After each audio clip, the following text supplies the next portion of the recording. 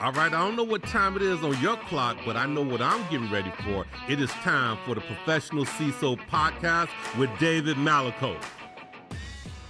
Welcome, one and all, to the Professional CISO Podcast. I'm your host, David Malicoat. All right, gang, today we have an interview with a security leader that has implemented and matured cybersecurity programs at the highest level and multiple times. Her roots are in the analyst space originally, and then into information security architecture and cybersecurity leadership. Some notables about our guest today. She grew up in Canada, north of Toronto. She was a nanny to a countess in her earlier years, and she is currently the founder and principal of CISOhive. She has held positions Coca-Cola, Royal Caribbean Cruises, Campbell Soup Company, Capital One, and Time Warner. Please welcome Renee Guttmann. Thank you. I'm really happy to be here. Oh, thanks for coming. I appreciate it. Give me the early Renee days where technology first came on your radar, where how you kind of made that decision making to get into it. So when I was the nanny, for the count and countess, I had been accepted into a master's program. I thought I was going to be a museum director, and I got accepted into a program to do museology. But while I was overseas, I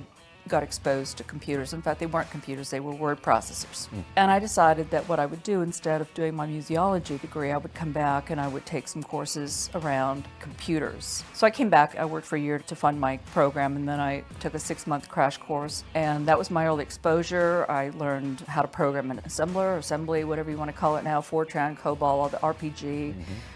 Got my first job, and then went into help desk, and really have never left computers for, now I don't want to really date myself, but it will be 42 years since I first touched a computer. So talk to me about your view on conferences and how impactful that is. The networking side of our industry is so important. In fact, when I interviewed people, I would say, tell me about your network. I'm mentoring today, and the first thing that I point out to the people that I mentor is that your networks, you don't have one. It takes time to network, but that's your lifeline. It's that umbrella of people that will come and they will frankly be there to support you. That's a big part of the advice that I give when I mentor, is that you have to have that network. On this cruise, there was an artist, and the artist said, no network, no work. Do you feel like, believe in that idea that we need to professionalize the role of CISO? What are your thoughts on that? Well, the only word I'm struggling with is professionalize, but let me tell you why I think the role has to change, or the profession has to change. I think today we have to focus more on what is the industry, what is the business that I'm associated with, and focus on their outcome. Because really what I'm supporting is their outcome, their mission, right? And so when I went into manufacturing, I wasn't worried about confidentiality. I was worried about operational risk. I was worried about resiliency. So I think that's the second thing. We have to start paying attention to operations risk, right? Which is the A in that whole CIA thing, right? And then integrity. We have to start thinking about, what does it mean that I can't trust the information that I'm receiving? So that C is getting a whole lot smaller, in my opinion. That's the second thing. We have to focus on operations risk, business outcomes, operations risk. And the third, we have to be able to articulate financially in ways that make sense to our business leaders how we're managing risk. Can we even stress test our controls? And that's where I think we need to play